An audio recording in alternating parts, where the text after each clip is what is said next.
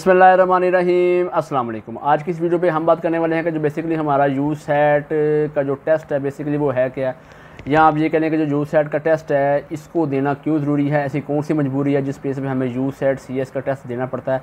या आप ये कह लें कि यूसेट का जो टेस्ट है एचईसी ने जो इसका सिलेबस है वो क्या डिफ़ाइन किया है, या वो कौन सा सिलेबस है जिस बेस पे आपने टेस्ट देना है। या आप ये कह लें कि जो यूसेट की ओवरऑल स्पेसिफिकेशन है वो क्या है। तो आज की जो हमारी वीडियो है वो इसी मुद्दे पर है। तो अगर आप मेरे चैनल पर नए हैं तो मेरे चैनल को आप सब्सक्राइब कर सकते हैं ताकि मेरी आने वाली ऐसी एजुकेशनल वीडियोस खास कर पीएमएस और सीएसएस को लेकर या जॉब रेलेवेंट या एंट्री टेस्ट जो है रेलेवेंट वो वीडियो आप तक बर वक्त पहुँच सकें ताकि आप अपने फ्यूचर को अच्छे से ग्रो कर सकें। तो अब बात कर लेते हैं कि जो हमारा यूसेट जो सीएस है बेसिकली इसका इनिशिएट क्या है या इसका जो इसकी जो बेस है वो क्या है। तो यूसेट का जो स्टैंड बाय है पहले उस पर बात कर लेते हैं। तो यूसेट जो हमारा जो इसका स्टैंड बाय है ये बना है 4 वर्ड से मिलकर। यू से बनता है हमारा अंडर ग्रेजुएट, एस से बनता है स्टडीज़, ए से बनता है एडमिशन और टी से बनता है टेस्ट, यानी कि ये बनता है undergraduate studies admission test. तो ये तो आप कह लें कि इस टेस्ट का इनिशिएट या आप कह लें कि इसकी बेस होगी। तो अब बात कर लेते हैं कि यूसेट का जो टेस्ट है बेसिकली ये जो देना क्यों ज़रूरी है या स्टूडेंट्स को कौन सी ऐसी मजबूरी पड़ती है जिस बेस पे इनको ये यूसेट का जो टेस्ट है वो देना पड़ता है। अक्सर होता क्या है कि आफ्टर एफएससी जो तो स्टूडेंट्स इंजीनियरिंग के हैं वो या तो ई कैट का जो टेस्ट है उसको क्लैरिफाई नहीं कर पाते, या आप ये कह लें कि जो ई कैट का जो टेस्ट है उसकी अटैम्प्ट दे नहीं पाते, या एनी हाउ कोई भी रीज़न हो सकता है स्टूडेंट्स के साथ। तो उस बेस पे जब वो आफ्टर एफएससी ई कैट तो उस पर यानी कि वो अपीयर नहीं हुए या कह लें कि उसको उन्होंने क्लैरिफाई नहीं किया, तो फर्दर किसी भी यूनिवर्सिटी में जब वो अप्लाई करना जाते हैं तो वो यूनिवर्सिटी वाले आगे कहते हैं कि आपने एचईसी की तरफ से यूसेट सीएस का जो टेस्ट है उसकी अटैम्प्ट देनी है, खाली देनी नहीं है, उसे क्लैरिफाई भी करना है। और जब आप क्लैरिफाई कर लेंगे तो फिर जो उनका स्कोर बोर्ड होगा अगर आप उसकी जो है रेशो पे पूरा उतरते हैं तो ही आपको इंजीनियरिंग यूनिवर्सिटी में एडमिशन मिलेगा, वरना वो आपको रिजेक्ट कर देंगे। इसी ही मजबूरी पर या सही बना पर स्टूडेंट्स को यूसेट सीएस का जो टेस्ट है वो देना पड़ता है। तो लिहाजा यूसेट सीएस का जो टेस्ट है उसको देने की सबसे बड़ी वजह यही है। तो अब बात कर लेते हैं कि जो हमारा यूसेट सीएस है इसका जो सिलेबस क्या है, या आप ये कह लें कि इस टेस्ट को देने के लिए जो एचईसी ने सिलेबस डिफ़ाइन किया है वो क्या है। तो अब आप देखें कि जो हमारा यूसेट सीएस का टेस्ट है बेसिकली वो 100 मार्क्स का है। अब 100 मार्क्स की जो डिवाइडेशन है वो भी जो हमारी एचईसी है उसने बताया हमें, या कह लें कि डिफ़ाइन किया।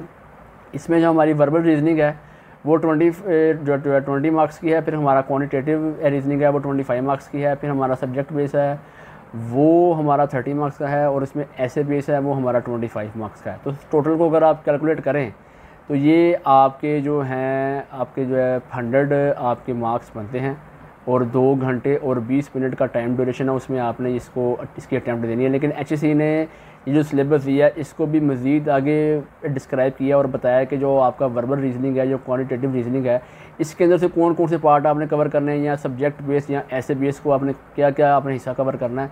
तो एचईसी ने वो भी बताया है और वो आपके लिए जानना बहुत ज़रूरी है ताकि जब आप तैयारी करें तो आपको ज़्यादा मसला ना पड़े, या आपको जो आपका जो है वर्बल जो है रीजनिंग और क्वांटिटेटिव रीजनिंग या जो एसेज में उन्होंने 2 पार्ट इस दफ़ा ऐड किए हैं, आर्गूमेंट बेस और जो है नैरेटिव बेस, वो कैसे आपने अटैम्प्ट देना है। तो अब आप देखेंगे स्क्रीन पर एक इंटरफेस आपको नज़र आ रहा है, उसमें जो हमारी वर्बल रीजनिंग है या वर्बल एबिलिटी है उसको लेके एचईसी ने एक कोर्स जो है डिफ़ाइन किया है। उसमें फ़र्स्ट ऑफ़ ऑल जो है आपका एनालॉजी है वो 5 नंबर का आपको आना, या 5 एमसीक्यूज़ आपको आएंगे, फिर सिनोनिम एंटोनियम है वो 4 नंबर के आएंगे, फिर सेंटेंस कॉम्प्लीशन है वो 5 नंबर की है, फिर कॉम्प्रीहेंशन है आपकी वो 6 नंबर की है, या 6 एमसीक्यूज़ आपको आएंगे। तो इस टोटल को अगर आप कैलकुलेट करें तो ये आपके 20 मार्क्स बनते हैं, जो कि एचईसी ने डिफ़ाइन किए हैं कि जब भी आपने वर्बल रीजनिंग की तैयारी करनी है तो सिर्फ इन्हीं 4 पोर्शनों को तैयार करना है, इससे बाहर आपने तैयारी नहीं करनी। तो फिर आपका क्वांटिटेटिव जो है रीजनिंग के सेकंड पे इसके 25 मार्क्स है। इसमें देखें कि आपका अर्थमेटिक जो है वो 6 नंबर के आपको आने हैं, अलजबरा एंड फंक्शन है वो 4 नंबर का है, फिर ज्योमेट्री है वो 3 नंबर की है, फिर इक्वेशन आपकी 3 नंबर की है, स्टैटिस्टिक्स है वो 3 नंबर की है, फिर सिनेरियो बेस्ड या मेंटल एबिलिटी आपकी 6 नंबर की है। तो इस टोटल को अगर आप कैलकुलेट करें तो ये मार्क्स आपके 25 बनते हैं। और जो आपका क्वांटिटेटिव जो रीजनिंग है एचईसी ने जो इसका भी सिलेबस डिफ़ाइन किया और वो आपको बताया है कि जब आपने 25 मार्क्स की तैयारी करनी है क्वांटिटेटिव रीजनिंग की तो इन्हीं ही 6 पोर्शनों की करनी है, और इतने इतने नंबर के जो एमसीक्यूज़ या जो कह लें कि जो पार्ट आपको आएगा, तो लिहाजा आपने इससे बाहर तैयारी नहीं करनी। बाकी आपका सब्जेक्ट बेस है उसमें आप ये कह लें कि जो हमारा फ़िज़िक्स है वो 10 नंबर का है, जो मैथ है हमारा वो 10 नंबर का है, फिर हमारा कंप्यूटर है वो 10 नंबर का है। तो इस टोटल को अगर आप कैलकुलेट करें तो ये बनते हैं हमारे 75 मार्क्स, जो कि MCQ बेस्ड हैं। आपके पास इसके अटैम्प्ट देने के लिए 100 मिनट्स हैं, यानी 1 घंटा और 40 मिनट का टाइम ड्यूरेशन आपके पास है इस 75 मार्क्स को अटैम्प्ट करने का। अब बात कर लेते हैं कि जो हमारा ऐसे बेस है वो 25 मार्क्स का है, उसमें उन्होंने कौन सी डिवाइडेशन की है HEC ने। अब देखेंगे फ़र्स्ट ऑफ़ ऑल आपका आर्गुमेंट बेस है वो 15 मार्क्स का है, फिर नैरेटिव बेस है वो आपका जो है 10 मार्क्स का है। तो ये आपका टाइम ड्यूरेशन इसको अटैम्प्ट देने के लिए 40 मिनट्स हैं और 40 जो है 40 मिनट आपके पास हैं, और 25 नंबर के ऐसे जो हैं 2 पार्ट आपने वो अटैम्प्ट देने हैं, यानी कि टोटल टाइम ड्यूरेशन आपके पास 2 घंटे 20 मिनट हैं।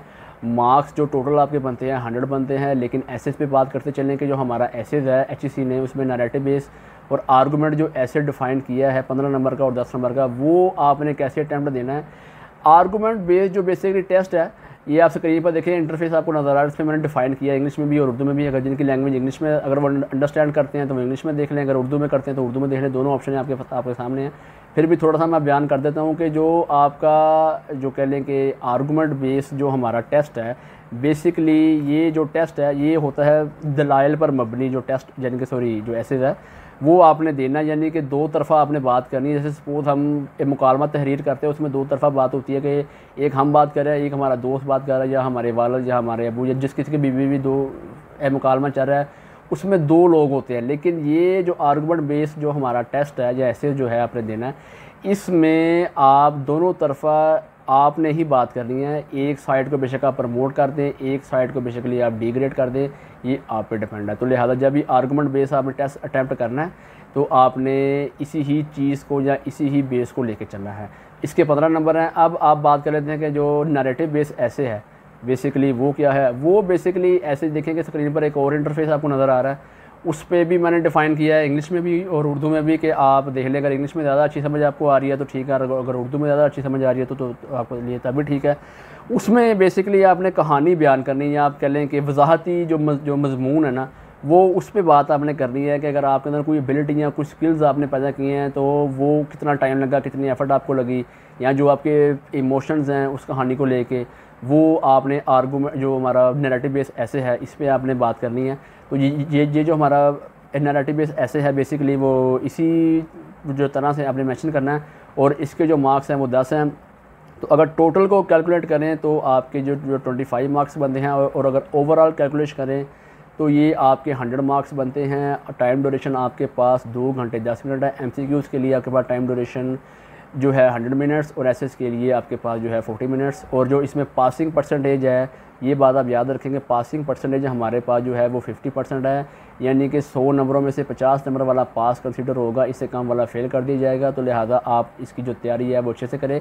HEC ने जो आपको कोर्स क्राइटेरिया जो दिया है इसको देने का एक मकसद है कि आपने जब भी तैयारी करनी है आपने इसकी की ही तैयारी करनी है, क्योंकि वर्बल रीजनिंग हमारी और क्वालिटेटिव जो है रीजनिंग, इसको लेके अक्सर स्टूडेंट्स कन्फ्यूज जो हो जाते हैं और जो इसकी तैयारी जो है वो सही तरह से नहीं कर पाते, या कह लें कि वो उन सेंटेंस की या उन पोर्शन की तैयारी कर रहे होते हैं जो हमारे टेस्ट में है ही नहीं। तो वो अगर आप उसको तैयार करते हैं तो वो आप सेल्फ एबिलिटीज़ की तरफ चले जाएंगे।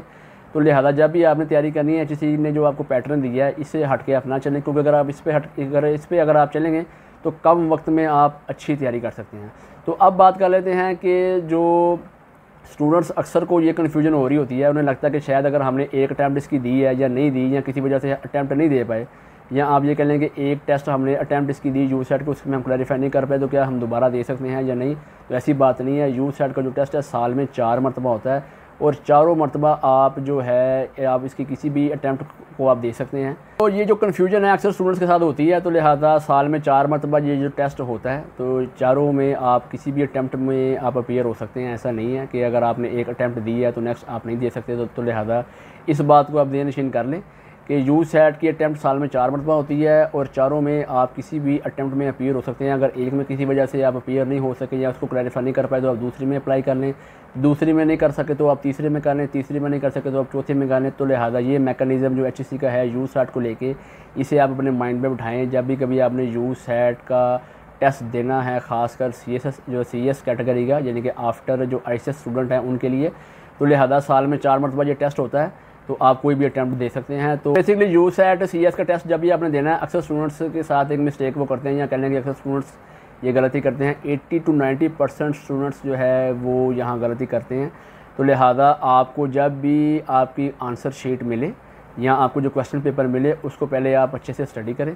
स्टडी करने के बाद आप अपनी जो है बबल शीट को फिल करें। अक्सर स्टूडेंट्स ऐसे ही करते हैं कि जब उन्हें आंसर शीट मिली तो फटाफट उन्होंने क्या किया कि अपने जो है बबल्स को, जो आंसर फिलिंग उनकी है, उनको उन्होंने फिल किया। और फिल करने के बाद जब वो टेस्ट दे लेते हैं, टेस्ट देने के बाद अगर उनके पास जो आप कह रहे 10-15 मिनट या 20 मिनट जो बचते हैं, तो जब वो अपने टेस्ट को स्टडी करते हैं तो तब वो पछता रहे होते हैं कि हम शायद ऐसा ना करते, या हम स्टार्ट में ही जो क्वेश्चन को अच्छे से पढ़ लेते, या जल्दी में हमने जो है इसको जो है इसकी जो है आंसर शीट को फिल किया। तो लिहाजा आप जब भी आपको पेपर मिले, आप पहले जैसे कि 100 मिनट हैं आपके पास MCQs को कवर करने के लिए, तो आपने पहले 10 से 15 मिनट या 20 मिनट पहले अपने आंसर जो क्वेश्चन शीट उसको देना है, सारे को आपने स्टडी करना है, सारे की कैलकुलेशन या सारों को जो है सोल्यूशन अपने माइंड में बिठाना है। बिठाने के बाद आपने अपनी जो है बबल शीट को फिल करना है।